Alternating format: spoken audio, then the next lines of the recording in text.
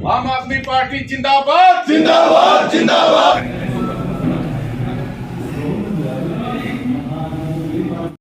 दो तीन महत्वपूर्ण बातें आज जो सभी प्रेस के साथियों के सामने रखने के लिए यहाँ हम उपस्थित हुए हैं। सबसे पहले आज की प्रेस कॉन्फ्रेंस में सभी मीडिया के साथियों का बहुत बहुत स्वागत है।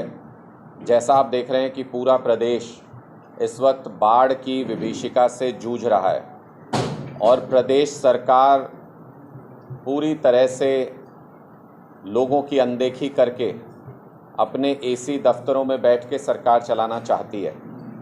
मैंने पहले भी कई बार कहा है, ये हमारा दुर्भाग्य है कि हमें ऐसे मुख्यमंत्री मिले हैं जो हेलीकॉप्टर से दौरा करके ये समझते हैं कि उन्होंने प्रदेश के लोगों की मुश्किलें जान ली, बाढ़ से हुए नुकसान को समझ लिया, जबकि दूसरे प्रदेशों में जो हमारे दोनों तरफ दिल्ली और पंजाब प्रदेश हैं, दोनों के मुख्यमंत्री लोगों के बीच उतर के अपने अफसरों की मीटिंग्स करके पूरी तरह से इस बाढ़ का सामना कर रहे हैं।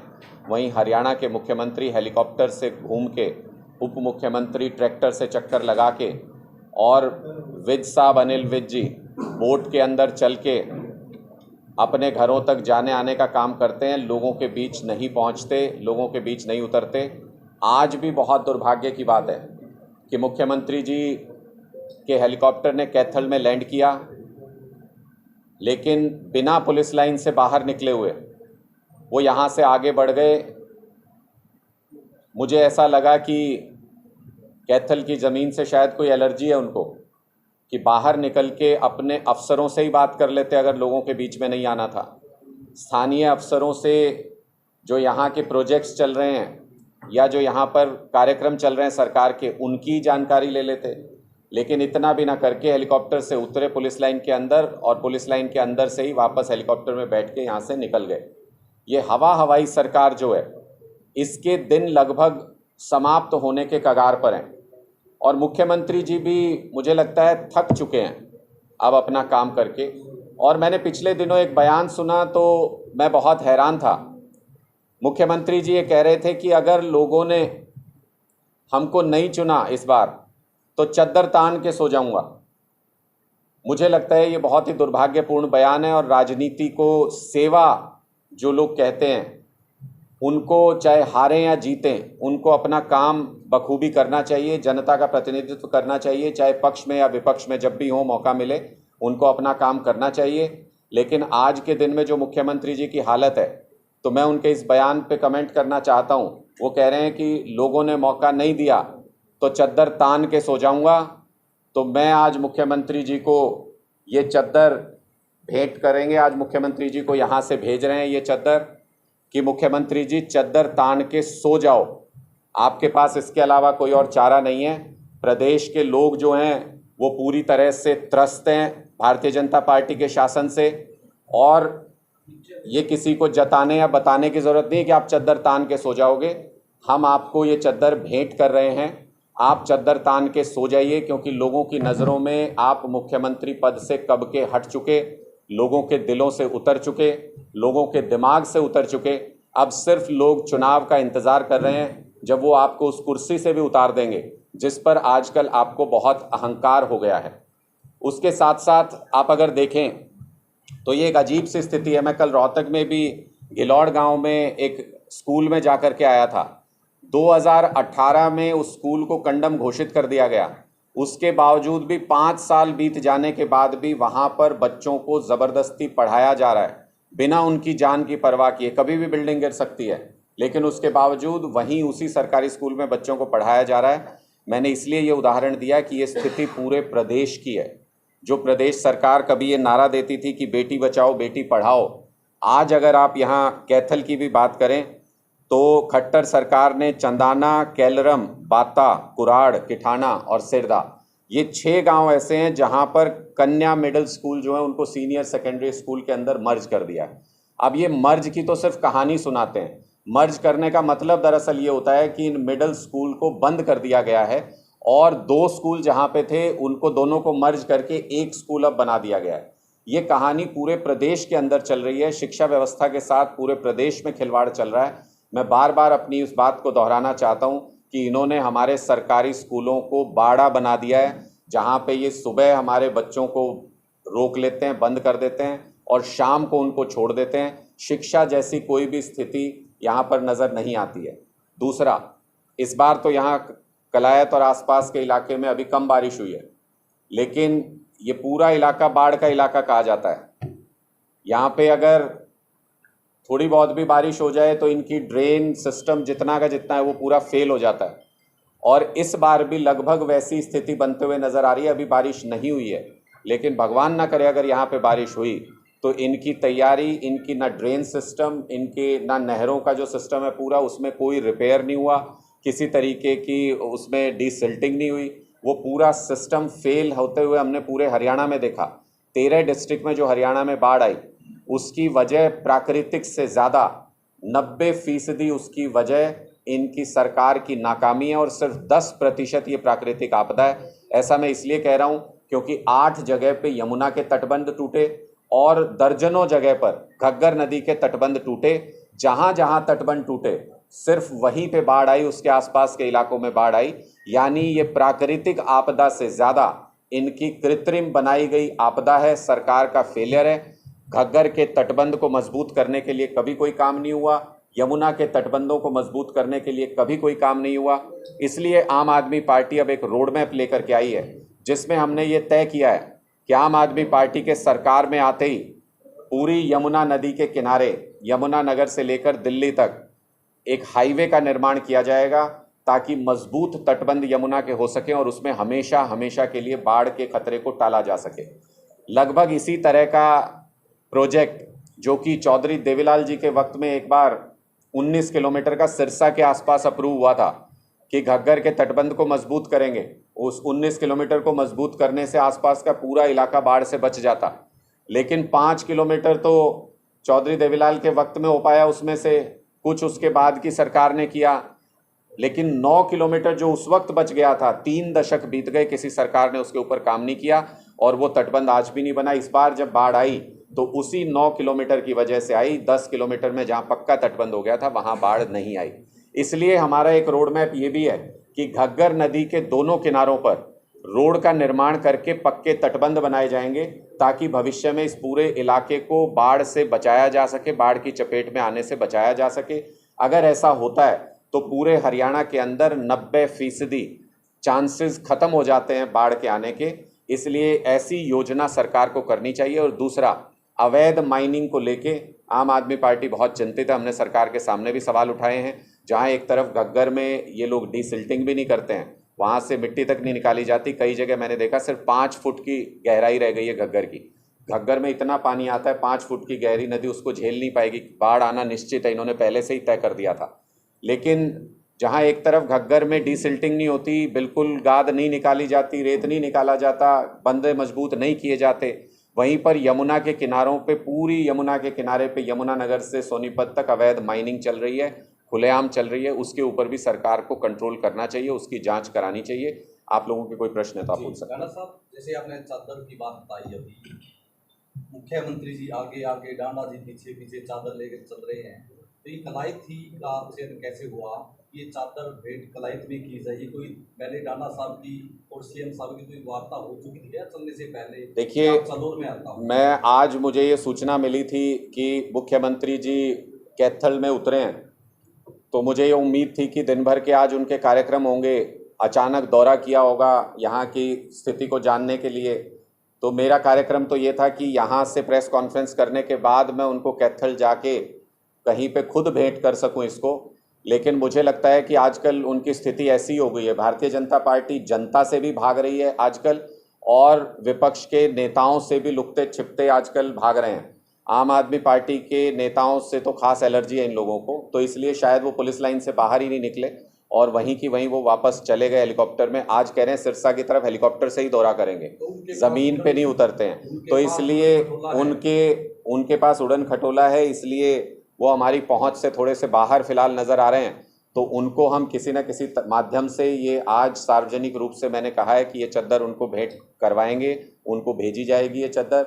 और ये इसलिए भेज रहे हैं कि चद्दर तानने के लिए उनको किसी चीज़ का इंतज़ार नहीं करना पड़े कम से कम, क्योंकि लोगों की नज़रों से वो उतर चुके हैं, लोगों के दिलों से वो उतर चुके हैं। चद्दर तानने का समय आ गया है। जितनी जल्दी चद्दर तान लेंगे उतना जल्दी जनता को आराम मिल जाएगा। राणा साहब, ये जो चद्दर है ये रोहतक से खरीदी गई है या कलायत के बांगर इलाके की है, और ये किस बजट से खरीदी गई है? आम आदमी पार्टी का कोई फंड था, ये किसी गरीब आदमी से? ये चूंकि मेरे मन में ये ख्याल आया कि खट्टर साहब के चद्दर तानने से हरियाणा के लाखों करोड़ों लोगों का भला हो सकता है, इसलिए ये निजी फंड से हम लोगों ने चद्दर खरीदी है और ये हम उनको दे रहे हैं। इसको सम्मान समझ लीजिए, इसको आराम समझ लीजिए, इसको जो भी समझ लीजिए। खट्टर साहब अब ये चद्दर तान लीजिए बस आप। अच्छा, ताजा गठबंधन हुआ है और उसी बीच कांग्रेस के जो प्रदेशाध्यक्ष हैं उन्होंने एक बयान भी स्पेशल रूप से आपके लिए दाग दिया कि हरियाणा में आम आदमी पार्टी की भी कोई जगह नहीं। देखिए, आप जहां बैठे हैं वहां से भी पूर्व केंद्रीय मंत्री कांग्रेस के उम्मीदवार रहे हैं, पूर्व केंद्रीय मंत्री जयप्रकाश जी, तो पंगा तो नहीं लग गया अनुराग राणा जी के हाथ की, जहां से इस प्रकार की चद्दर सीएम को देनी है, जहां से मूवमेंट ज़्यादा बढ़ाई जा रही है, वहाँ पहले ही पूर्व केंद्रीय मंत्री खड़े हैं, उधर से प्रदेश अध्यक्ष का बयान भी आता है। देखिए, मुझे लगता है कि कांग्रेस की स्थिति हरियाणा में बहुत अच्छी नहीं है और हरियाणा में जो उनके बीच में गुटबाजी चल रही है उसने एक रोग का रूप धारण कर लिया है। एक तरीके से कोड है ये जो कांग्रेस में छाया हुआ है गुटबाजी का। ये गुटों को मजबूत करते रहते हैं। एक गुट तो अपने इधर से ही है जो हरियाणा में रहते ही नहीं है, ट्विटर के ज़रिए सारे मुद्दे उठाते हैं, सोशल मीडिया के ज़रिए ज़मीन पे कभी आते नहीं हैं, कभी दिखते नहीं हैं, और बाहर से ही एक गुट को हवा दे रहे हैं। और दूसरे गुट वाले जिनका आप जिक्र कर रहे हैं, प्रदेश अध्यक्ष भी उसी गुट का हिस्सा हैं। ये बहुत ही दुर्भाग्यपूर्ण है कि किसी पार्टी के प्रदेश अध्यक्ष किसी एक गुट के मेंबर बन के रह गए हैं। ऐसी स्थिति में ये दोनों गुट, आपने एक मीटिंग हुई थी इनकी पीछे, उसमें भी चप्पल जूते चले थे। बाहर आके इन्होंने फेस सेविंग की कि नहीं नहीं सिर्फ बहसबाजी हुई थी। अंदर से मुझे किसी ने बताया कि इनके चप्पल जूते थप्पड़ सब चला था अंदर। तो कांग्रेस पार्टी तो आपस में लड़के खत्म हो जाएगी। कांग्रेस पार्टी का हमको हरियाणा के अंदर कोई डर नहीं है किसी तरीके का, या इनकी आज के दिन में ऐसी कमज़ोर स्थिति है जिसमें कांग्रेस पार्टी लोगों की नज़रों से उतर चुकी है। तो ऐसी स्थिति में बहुत स्पष्ट है कि आम आदमी पार्टी एक विकल्प के रूप में पूरे हरियाणा में उभर रही है और विकल्प को लोग दिल से अपनाना चाहते हैं, हर जगह पर दिल से अपनाना चाहते हैं। इसलिए मैं पहले कांग्रेस के प्रदेश अध्यक्ष को ये सुझाव देना चाहूँगा कि ज़रा अपने हाईकमांड से पूछ लिया करें बोलने से पहले, कुछ भी बयान देने से पहले, ताकि उनको बाद में पछताना ना पड़े। जिस तरीके से उनको इस पद पे बिठाया गया है अचानक से किसी के आशीर्वाद से, उसी तरीके से किसी भी दिन इस पद से हटाया भी जा सकता है अचानक से किसी के आशीर्वाद से। तो इसलिए उनको सोच समझ के बोलना चाहिए। राणा साहब, जो ये कलायत विधानसभा क्षेत्र है, ये यहाँ से मंत्री हैं, राज्य मंत्री बीजेपी से, और उनके साथ जो सामने का जो मुकाबला हुआ वो कांग्रेस के उम्मीदवार थे जयप्रकाश। उनका बयान था, कुछ देर पहले ही वो बोल रहे थे कि पूरा प्रदेश में अब देश में कांग्रेस हो रही है। और उस बीच जैसे आप लोगों का विकल्प चलता है और आपने भी बोला कि विकल्प भी रहेगी, ये चर्चा है कि जो चुनाव होंगे, जिस प्रकार जजपा बीजेपी के साथ चली गई, आम आदमी पार्टी भी ऐसा विकल्प बनकर बीजेपी के साथ चली जाएगी। क्या किसी सूत्र में बीजेपी के साथ आप लोग जा सकते हैं? पूरे देश में अगर आज के दिन में कोई भी ऐसी पार्टी या कोई भी ऐसी राजनीतिक ताकत है जो भारतीय जनता पार्टी को हराने का मादा रखती है, उनका सामना कर सकती है, तो वो सिर्फ और सिर्फ आम आदमी पार्टी है। अरविंद केजरीवाल एकमात्र ऐसे नेता हैं जो मोदी जी के अहंकार को मुंहतोड़ जवाब दे सकते हैं। ये लोगों ने दिल्ली के अंदर भी देखा, ये लोगों ने पंजाब के अंदर भी देखा, ये लोगों ने गुजरात के अंदर भी देखा, जहां कांग्रेस पार्टी ने सरेंडर कर दिया था। सिर्फ आम आदमी पार्टी संघर्ष कर रही थी, मुकाबला कर रही थी, और पहले ही चुनाव में हमने 41 लाख वोट वहां पर हासिल किए। यह पूरे देश में चर्चा का विषय है। लोग ये पूछते थे कि मोदी जी के सामने कौन, अगर मोदी जी नहीं तो कौन। आने वाले दिनों में ये बहुत स्पष्ट रूप से लोगों के दिलों में ये सवाल आ रहा है और ये लोगों के दिलों की आवाज़ आ रही है कि मोदी जी के समक्ष अगर पूरे देश में कोई व्यक्ति उनके मुकाबले खड़ा हो सकता है तो वो अरविंद केजरीवाल जी हैं। उनका स्टेचर, उनका व्यक्तित्व, उनका काम करने का तरीका, उनकी संगठनात्मक शक्ति, ये सारी वो चीज़ें हैं जो उनको प्रधानमंत्री मोदी के सामने उनसे बेहतर विकल्प बनाती है। इसलिए आने वाले दिनों में पूरे देश में आम आदमी पार्टी की विचारधारा छाने वाली है। राणा साहब, आपने कहा बातचीत की ये हमारी बदकिस्मती है कि कंवरपाल गुर्जर जी हरियाणा के शिक्षा मंत्री हैं, जिनको शिक्षा का ABCD भी नहीं मालूम। बच्चे भी सवाल पूछते हैं प्रोग्राम में तो वो एंकर्स को ये कहते हैं कि इसको ट्रांसलेट करके बता दीजिए। एंकर ट्रांसलेट करके हिंदी में बताते हैं तो भी ये कहते हैं बात समझ नहीं आई। तो ऐसे शिक्षा मंत्री को पहले तो शिक्षा की तरफ ध्यान देना चाहिए, जो वो नहीं दे रहे हैं। जहाँ तक उन्होंने आम आदमी पार्टी के ऊपर सवाल उठाया, तो आजकल कोई ऐसा मंत्री, कोई ऐसा विधायक, कोई ऐसा नेता तो है नहीं, ना भारतीय जनता पार्टी का, ना कांग्रेस पार्टी का, जो हरियाणा के अंदर आम आदमी पार्टी का नाम लिए हुए अपनी कोई प्रेस वार्ता कर सके, अपना कोई बयान जारी कर सके। लेकिन चूंकि आपने कंवरपाल गुर्जर जी का जिक्र किया है, तो मैं उनका ध्यान और आपका ध्यान इस बात की तरफ खींचना चाहता हूं कि कंवरपाल गुर्जर जी कुछ दिन पहले बेलगढ़ के डैम पर गए थे। उनके अपने इलाके में, यमुनानगर में पड़ता है। उस बेलगढ़ डैम पे फ़ोटो खिंचा के कंवरपाल जी ने कहा कि हम तटबंध को मजबूत करने के काम का जायज़ा लेने वहाँ पहुँचे हैं। ये उनकी बदकिस्मती समझिए या हरियाणा के लोगों की खुशकिस्मती कि उसके कुछ ही घंटे बाद ठीक उसी जगह पर बेलगढ़ डैम पर मैं भी गया था, और हमने वहाँ पे जो देखा उससे एक ही झटके में कंवरपाल गुर्जर जी मेरी नज़र से उतर गए। मुझे पता लग गया कि भ्रष्टाचार में कितना बड़ा हाथ कंवरपाल गुर्जर जी का हो सकता है।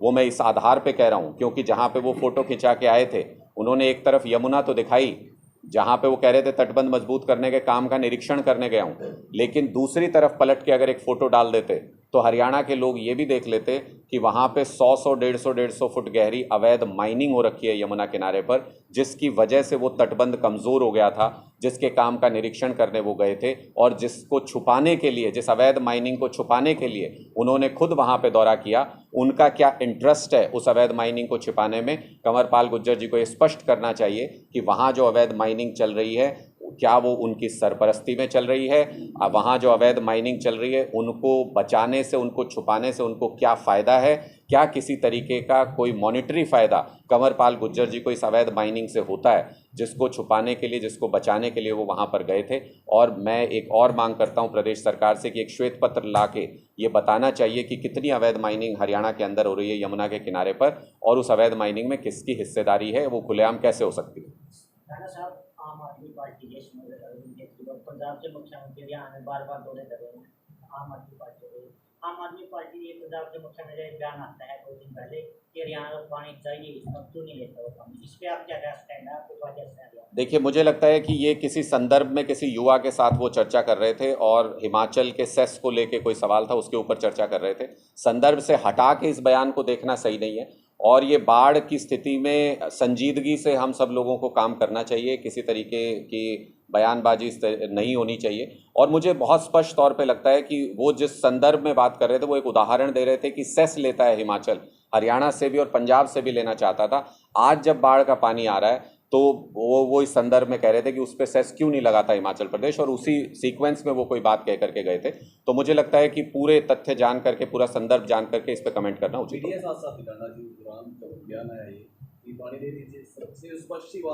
मैं यही कह रहा हूँ, वो किसी संदर्भ में अपनी बात रख रहे थे और किसी सीक्वेंस में। जब मैं आपसे बात करता हूँ तो मैं बहुत सारी बातें बोल रहा हूँ, उसका एक हिस्सा उठा करके अगर इस्तेमाल किया जाए, मुझे वो पूरा संदर्भ नहीं पता और किस व्यक्ति से वो बात कर रहे थे मुझे उसका नहीं पता है। जब वो तथ्यों की जानकारी हो तभी इस पर सही से कमेंट किया जा सकता है। हरियाणा में 90 विधानसभा क्षेत्र है। राणा साहब सुबह उठते हैं, जिम जाते हैं, कसरत जाते हैं, अक्कड़ बक्कड़ बंदे से चलाए। तो ये आपका जो सियासी दांव है, ये राज्य मंत्री के खिलाफ आप ये दांव चल रहे हैं, या कांग्रेस के यहाँ से जो नेता हैं 3 बार सांसद जयप्रकाश, ये दांव कहाँ चल रहा है? देखिए, हम किसी के खिलाफ दांव नहीं चल रहे हैं। आम आदमी पार्टी जो तैयारी कर रही है वो प्रदेश की जनता के लिए कर रही है और प्रदेश की जनता के हितों के लिए कर रहे हैं। एक लंबे समय से ये पूरा इलाका, इसको इग्नोर किया गया है, चाहे वो कलायत हो, कैथल हो, जींद हो, इसको बड़े पैमाने पर इग्नोर किया गया है। उस इग्नोरेंस में लोगों पे गुस्सा भरा हुआ है, लोगों के अंदर शिकायतें भरी हुई हैं। उन शिकायतों का निवारण लोगों को लगता है कि सिर्फ आम आदमी पार्टी के आने से हो सकता है। इसलिए हम उनके लोगों के दुख में शामिल होने के लिए, लोगों के जज्बात में शामिल होने के लिए, उनकी मांग और शिकायतों का हिस्सा बनने के लिए ज़्यादा से ज़्यादा लोगों के बीच पहुंचने की कोशिश करते हैं।